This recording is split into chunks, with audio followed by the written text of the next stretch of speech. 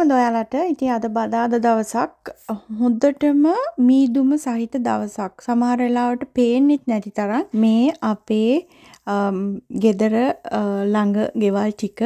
ඉතින් මම ඉස්කෝලේට අපේ චූටි කොල්ලව ඩ්‍රොප් කරලා මේ ගෙදර යන ගමන් ඉන්නේ. ඉතින් බලන්නකෝ මෙහෙම තමයි ඉතින් අද උදේ දවස.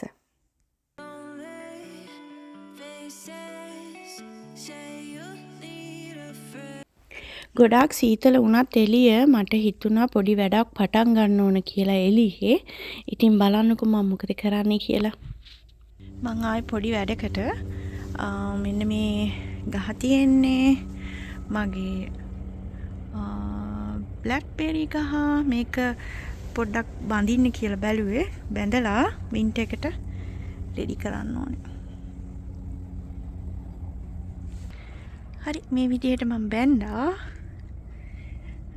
දැන් තව ටික දවසකින් මේක මැරෙයි. ලබන අවුරුද්දේ ආපහු වෙයි කියලා හිතනවා. මේ මිරිස් ගස් ඇත්තටම පව් ඉතින්. ගෙඩි හැදෙන්න ඔන්න මෙන්න තියෙනකොට දැන් ෆ්‍රොස්ට් එක ඇවිල්ලා මේ තියෙන ටික කඩා ගමුනේ. මේ විදිහට තියෙනවා චුටි චුටි කරල් ටිකක්.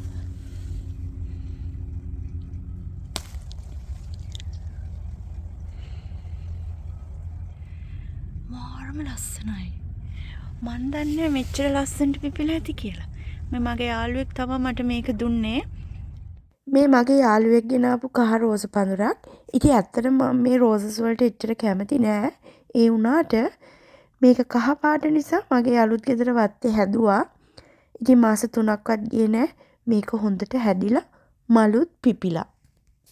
ඒත් ඉතින් දැන් මං කපා ගන්නවා. මොකද ෆ්‍රොස්ට් එක සීතල වෙනකොට මේවා මැරිලා පිච්චිලා යනවා. ඉතින් මට හිතුණා මේක කපාගෙන ගේ ඇතුළට අරගෙන යන්න. ඉතින් අද ඉඳන් හොඳටම සීතල පටන් ගන්නවා. මං ඉතින් මේ ටික කපලා ගෙට ගන්න කියලා බැලුවා. කරන්න යන්න. ඇත්තටම ටිකක් වෙලා යනකොට මෙන්න මේ මීදුම අස්සෙන් ලස්සනට ඉර පායනවා දැක්කා. හරිම සතුටුයි ඉතින් අවුව වැටෙනවා දකින්නකොට. ඉතින් කඩාගෙන ආපු රෝසස් ටික මෙන්න මේ විදිහට මං වේස් එකකට දාලා මේ ලස්සනට හදාගන්න හිතුවා. මෙන්න මේ විදිහට.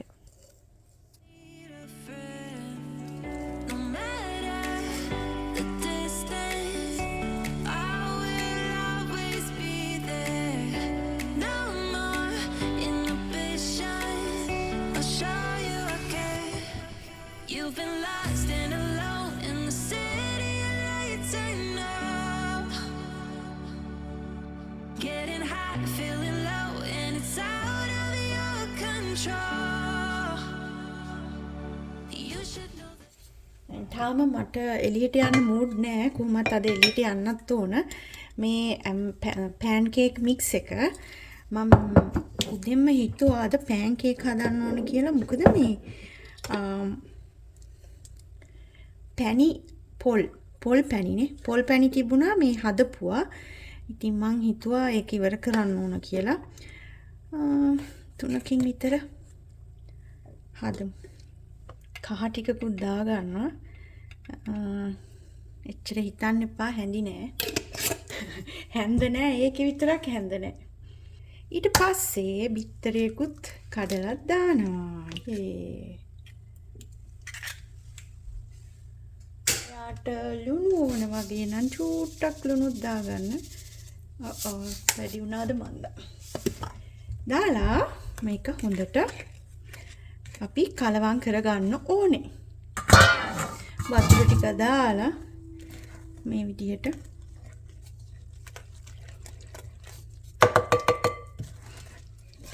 ඇත්තට මම හදන්නේ මේ අපේ ලංකාවේ පෑන් කේක් හදන්නේ මේ ඇමරිකාවේ තියෙන පෑන් කේක් මික්ස් එක තියෙන්නේ අන්න ඒකෙන් තමයි. ඒක පොඩ්ඩක් ඒකට කහ ටිකක් දාලා ටිකක් දියාරුවට වගේ හදලා ගත්තාම රහට එනවා. ඉතින් මගේ කලින් වීඩියෝ කීපයකම මම මේ හදන එක දාලා ඇති. ගිහලා බලන්න කැමති කට්ටිය. මේ කැට නැති වෙනකම් මේක හොඳට හැඳි ගාලා ගන්න. එහෙනම් අපි හදනකොට හම්බෙමු. දැන් පෑන්කේක් ටික හදාගන්න හදන්නේ. මේ විදියට තමයි තියෙන්නේ මේක. අපි එහෙනම් හදමු. මට පේන විදිහට අද දවසම මේ මොනවද අවුව නෑ. ඉතින් අවුව නෑ කියන්නේ ඉතින් ඇත්තටම හරිම අමාරුයි. මට නම් මාරම අමාරුයි. මේ ඉතින් හරි පරිස්සමට බීමට එහෙම වැටුණොත් හරි අමාරුයි මේක.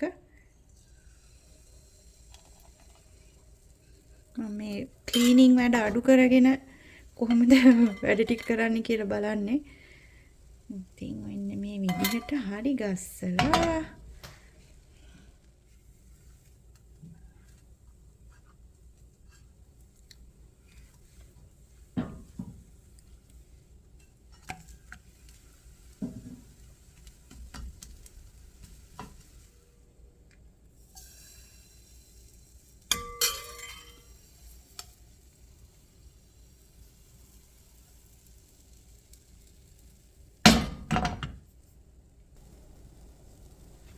එකපාරටම අවුව ආවා. කොහෙන් ආවද මන්ද? මේ හදාගත්ත පොල් පැණි එක මම දන්නේ දවස් කීපයකට කලින් හදපු එකක්. ඉතින් දැන් මේකෙන් ටිකක් තියලා මේක හරි ගස්ස ගන්න හදන්න.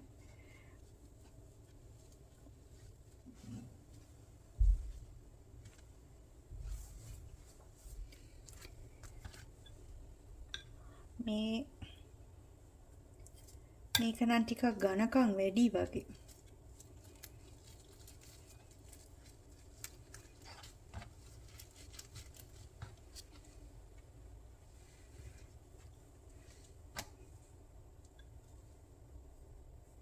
මං හිතන්නේ ඉතින් ගොඩාක් අය පෑන්කේක් කන්න ආසයි. මමත් මාරම ආස එකක් තමයි පෑන්කේක් කියන්නේ. ඉතින් ඒක තමයි මට අද මේක හදන්න හිතුනේ. මේ කලවර වුණා. හලෝ. මේක තමයි මගේ ග්‍රීන් ටී එක. මේක ජපෑන් වල මගේ යාළුවෙක් එවනවා ඉවර වෙනකොට.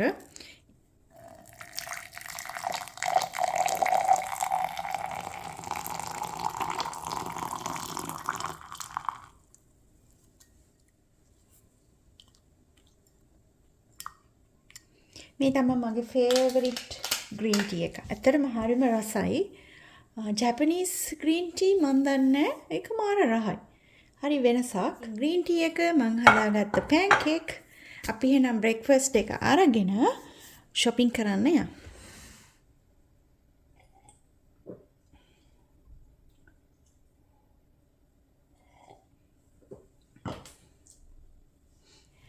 මට හිතුණා ආපහු සැරයක් ප්‍රොජෙක්ට් එකක් කරන්න පටන් ගන්න ඕනි කියලා.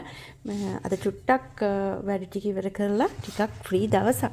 ඉතින් මෙන්න මේක මම ඩොලර් 3යි ගානකට සෙකන්ඩ් හෑන්ඩ් ෂොප් එකකින් ගත්තේ. දැන් මේක ඉතින් අපේ කලර් එකට මගේ කලර් එකට ගැලපෙන එකක් නෙවෙයි ගෙදර තියන්න. ඉතින් මං හිතුවා මේක මේ පාර කළු කරලා පේන්ට් කරන්න ඕනි කියලා. මම ඔයාලට පෙන්නන්නම් කොහොමද ඒක කරගන්නේ කියලා. ඉස්සරෝ මේක හොඳට හොදගත්තා.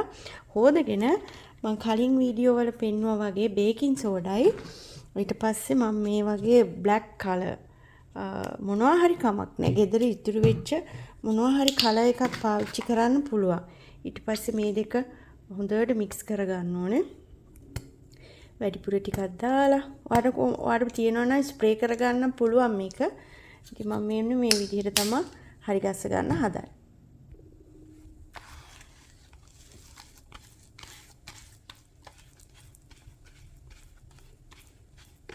ඉතින් හදාගත්ත බේකින් සෝඩා පේස්ට් එක මෙන්න මේ විදිහට හොඳට වේස් එක පුරාවටම ගා ගන්න.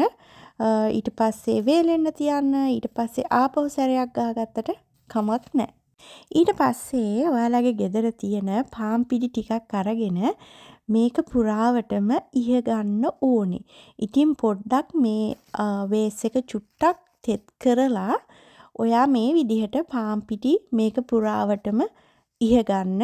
කිසිම බයක් එන්නේ නැතුව හොඳටම ඉහලා මේ බලන්න මම මේ කරන විදිහට. ඊට පස්සේ බලමු මම මොකද කරන්න කියලා. ඊට පස්සේ මේ වගේ අතට චූටි ග්ලව්ස් දෙකක් දාගෙන මෙන්න මේ වගේ පොඩියට මේක හිමින් සැරේ රබ් කරා.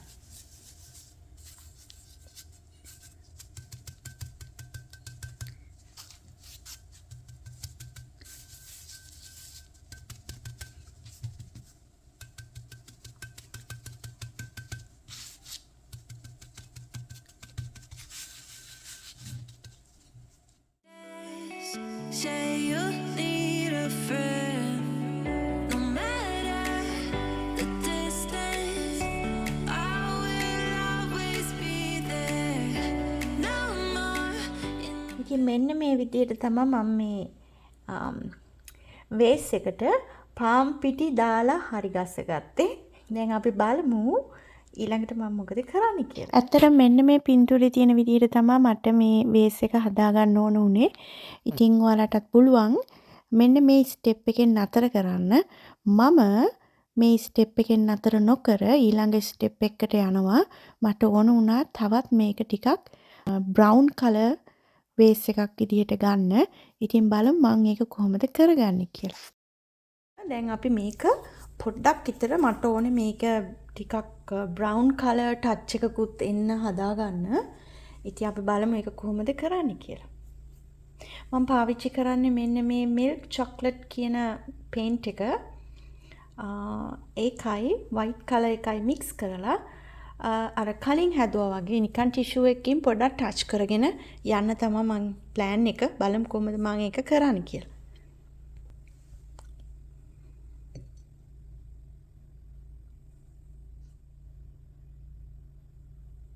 එක චුට්ටක් වතුරෙන් තෙමා ගත්තා.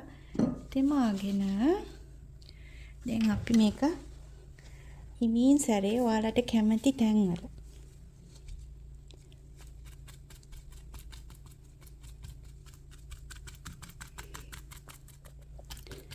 මේ විදිහට තමයි හදන්න කියලා හිතුවේ.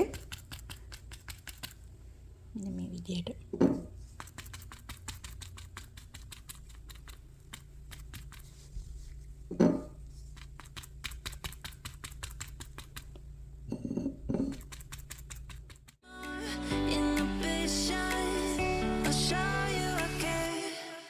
You've been lost and alone in the city of lights. I know. Getting high, feeling low, and it's out of your control. ඇත්තට මෙන්න මේ විදිහට තමයි ඊට පස්සේ එන්නේ මේක. ඉතින් මං ආස විදිහක් සමහර වෙලාවට ඇත්තට මේක මේ හරිම සාපේක්ෂයි. සමහරු කැමති නෑ මේ විදිහට. සමහරු කැමති. ඉතින් ඔයාලට කැමති නම් හරිම ලේසි මේක try කරන්න.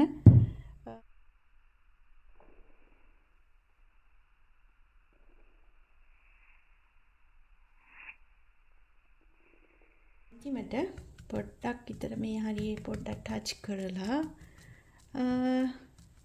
මේක ඉවර කරන්න තමයි තියෙන්නේ.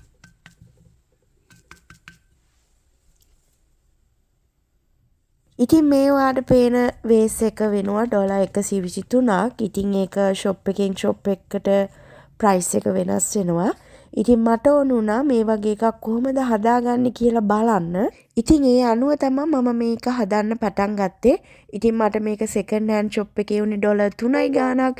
ඉතින් මට හිතෙනවා මගේ වැඩේ සාර්ථකයි කියලා. ඇමරිකාවේ නම් මේ වගේ ඒවා මොහොර විදිහට තියෙන කඩවල් වල ගන්න. ඉතින් වෙන රටවල් වල කොහොමද දන්නේ? මේවා ජනප්‍රිය නම් කියන්න.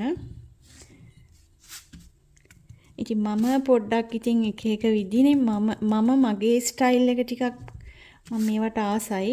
අර සාම්ප්‍රදායික වේස් එකක් ගෙදර තියෙනවට වැඩිය චූට්ටක් මේ විදිහට ලස්සන කරපු මං විසින්ම හදාගත්ත එකක් තියෙනකොට මට හරි සතුටුයි. කවුරු හරි ඇවිල්ලා ඒක ලස්සනයි කියනකොට මේ ඉතින් හරි සතුටුයි.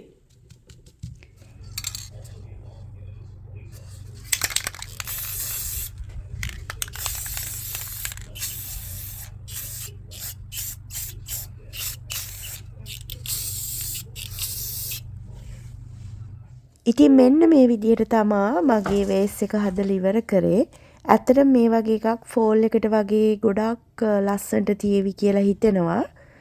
මොකද ෆෝල් කියන්නෙම බ්‍රවුන් කලර් එක වැඩිපුර දකින්න ලැබෙන කාලයක් නිසා. No matter the distance, I will always be there. No more inhibitions. I'll show you I care. You've been lost and alone in the city of lights. I know.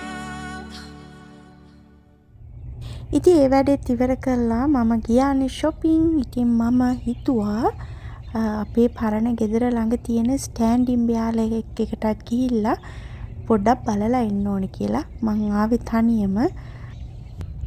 මේ බලන්නකෝ බීව කියන සතා කාලා මං ගිය අවුරුද්දෙත් මේක එතන වීඩියෝ එකක් කරා. තාම එයා කනවා. තව අවුරුද්දක් යන්නෙත් නෑ මේ ගහ. මේ විශාල ගහක්. මේක අනිවාර්යෙන් මෙයා බිමට දානවා. මේ බලන්නකෝ දැන් ඕල්රෙඩි වටම කාලා තියෙන්නේ.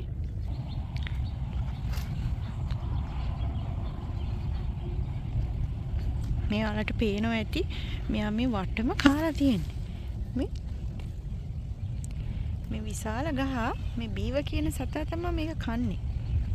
තා ටික දවසකින් ඉතින් මේක බිමට දානවා. ලස්සනයිනේ. මම මේ කාලෙකට පස්සේ මේ ලේක් එකට ආවේ. ඔයාට මේ පේන මෙන්න මේ ලොකු ගහ තමයි අපේ ගෙදර පරණ ගෙදර වත්තේ තියෙන්නේ. ඉතින් මේක විශාල වෙනවා මේ ගහ. අති දැවැන්ත ගහක්. ඉක්මනටම ලොකු වෙන ගහක්. ඉතින් ඒ හින්දා තමයි අපි දෙන්න මේ ගහ කපන්න තීරණය කරේ. ඉස්සරහට ලොකු ප්‍රශ්නයක් එන්න ඉඩ තියෙන නිසා. ඉතින් බලන්නකෝ මේ ගහේ ලොකු විශාල ගහක්. එහෙනම් අදට මං ගිහිල්ලා එන්නම්. ඔයාලට සුබම සුබ දවසක්.